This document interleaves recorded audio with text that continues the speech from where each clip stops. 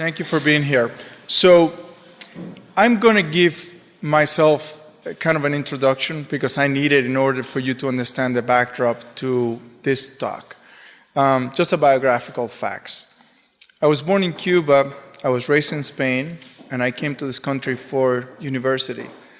I studied physics at Cornell, and I was doing my doctorate in quantum electronics, which is a laser physics, at Berkeley, when I decided that I was going to abandon the PhD program to become an artist. I have started as an apprentice for a painter when I was a little kid, and I always painted.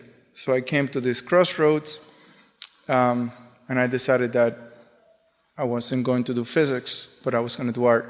That is important because what I'm going to talk about today is the idea of the total work of art. So you will see that into this talk, I am weaving ideas from literature, philosophy, science, into a sort of a comprehensive approach to the idea of a work of art.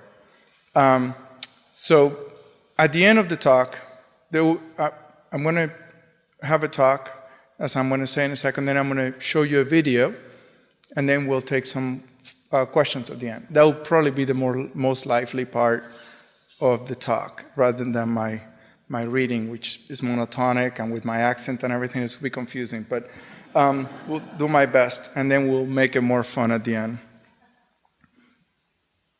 So I would like to thank Rebecca for her introduction and Ron, and I'm grateful to Ron for his friendship over all these years and for making this possible. And to all of you for being here, especially the family of my friend Andrew Hendrickson, who are somewhere in the crowd. Today I have chosen to speak about a recent project, the Pearl, which I installed at Site Santa Fe this summer, and which is representative of many of my interests and approaches. The first part of the talk is a sketch of the notion of a total work of art, which is one way to understand the scope of the Pearl. The second part is a brief overview of his concerns. Then I will show you a documentary on the making of this project, which should illuminate aspects my words will inevitably leave in the dark. I look forward to answering your questions after the video is finished. For the Pearl, I transformed 12,000 square feet or Site's gallery space into an environment that includes painting, sculpture, video, photography, waterwork, sound, electronic fabrication, and writing, as well as my first musical composition.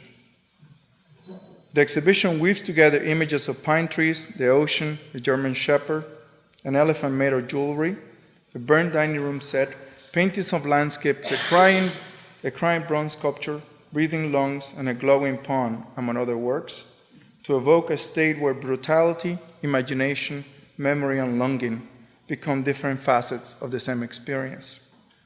What I'm trying to do in the Pearl is integrate multiple disciplines, media, philosophical strands, and ways of thinking about art, as well as aspects of life itself, to create an immersive, transformative experience. This is not a new approach, though in recent years, preoccupation with individual pieces at art fairs or auctions have pushed it aside. The idea of a total work of art has been important to Richard Wagner, the John Friedrich Nietzsche, Kurt Schwitters, Antonin Artaud, Joseph Beuys, and many cultural movements, including the Vienna Secession, arts and craft, the Bauhaus, and cinema. Taking on this utopian idea today, however, requires adjusting some of his claims and ambitions to the needs and means of our time. I do not see, for instance, this wide-encompassing approach as a synthesis revealing an absolute idea, but rather as reflective of the complexity of actual experience. Moreover, a total work of art is one of many approaches I choose for my work, rather than it being the only way. And it also must be said that anyone who wants to work authentically in an all-encompassing manner today has to include a skepticism and doubt, as well as a possibility of failure and futility into the work, qualifiers to truth that were not in vogue in the 19th century. These adjustments notwithstanding, their artistic, biographical, and philosophical concerns best explored through a multidisciplinary environment where all methods at one's disposal are recruited and where the space itself and the visitor have a central role in the unfolding of a narrative, and in the articulation of meaning. For me, this multidisciplinary way of working began to take its current form in 1995 with a series of paintings, writings, sculptures, and performances I made influenced by the myth of Joan of Arc. These Joan of Arc exhibitions, in turn, laid the foundation for what later became Coming Home and the October Cycle. Multiple environments which included paintings, works on paper, music, photography, writings, and conversations. In these two projects, however, the relationship between art and life became more explicit than it had been in the past. And this ethical dimension brought up questions like, where exactly is the dividing line between my life and my work?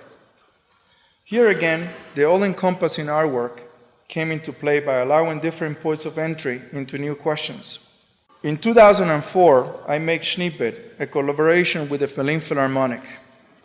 This work, partly a meditation of Beethoven's last period, as well as his legacy, created a counterpoint environment to the composer's music performed in the concert hall. The Snippet environment included physics, engineering, drawing, poems, sculpture, painting, music, and architecture. And for its reinstallation in Miami in 2011, I collaborated with the Miami Symphony Orchestra and created a new video called The Master.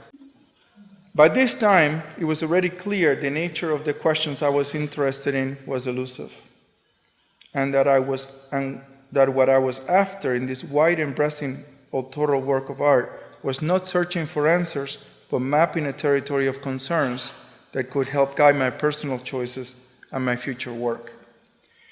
In Snippet, I used biographical aspects as well as the myth of Beethoven to inspect choices between everyday happiness and the hope for something great, between moral demands like the categorical imperative and selfishness, between personal longing and the adoption of a collective spirit. Although I didn't acknowledge it at the time, Beethoven in this work should be understood partly as a petri dish that allowed me to look from the distance of an observer as opposed to a participant, the dilemmas and hopes always present in life.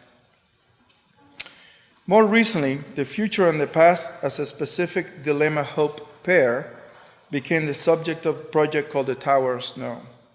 This work, which started with some notes on my exile, approached the present as a resultant dynamic between the promise and fear of the future and the life force and emotional drain of the past.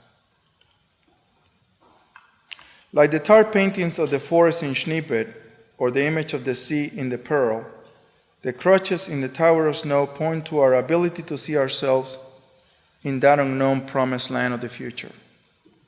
In addition to drawing, painting, sculpture, video, and social interventions, The Tower of Snow explored displacement, loss, and spiritual strength across different cultural conditions by presenting projects at different locations, including the Cathedral of St. John the Divine in New York, the Freedom Tower in Miami, a location for which I designed a small urban park as well, the State Hermitage Museum in St. Petersburg, Russia, and the Pizzuti collection. This aim for a total work of art influenced the project I just created for the Fred Snitzer Gallery, which will be open during the week of Art Basel, Miami. The environment consists of a few elements: a painting on one wall, 3 other walls tiled with mirrors, and a bronze boy who stands in a pool of his own tears. To me, this world of repeated, intertwined, anachronistic images announces our uncertainty as well as our fragile and limited apprehension of ourselves and of the world in which we believe ourselves to be. The goal in all these projects has been to come to terms with the world around me and to understand what relationship is there between this world and art, if any. Since the parameters of these efforts are unknown at the onset, I find it necessary to be present in actual experience, which means there cannot be a priori decisions about what is in the work and what is not. This means, in part, there cannot be initial camps. whether it is the romantic or the conceptual camp, the camp that follows the vision of the latest documenta, or the one who trusts plein air painting. It also means there can be no irony, which is always hostile to actuality, or self-expertise, which limits awareness. One way to respond to these aims and constraints, as well as to the urgency the connection between life and art imposes on my choices as an artist, is to allow everything to come in as a total work of art, while making no concessions for irony or for self-expertise. But if this response is going to be authentic, and thus preserving of the possibility of bringing about something honest and new, it must be a response made in the face of doubt, rather than one that relies on well-understood or well-rehearsed ideas. Although it's never comfortable, I'm willing to take on these challenges by asking that my work come from deficits, from paying attention to those areas I don't understand. With each new project, I start from a hole, from a place of disadvantage, then grope in search of a way out. If one reason for a total work of art is to use everything at my disposal, another is to expose this groping, to be and to show I'm an amateur in my thoughts and in my actions. Remaining an amateur is important for the work not to be overdetermined, but for an artist to remain an amateur means remaining a moving target, which often goes against the expectations of the viewer, the market, and the authority of the institution.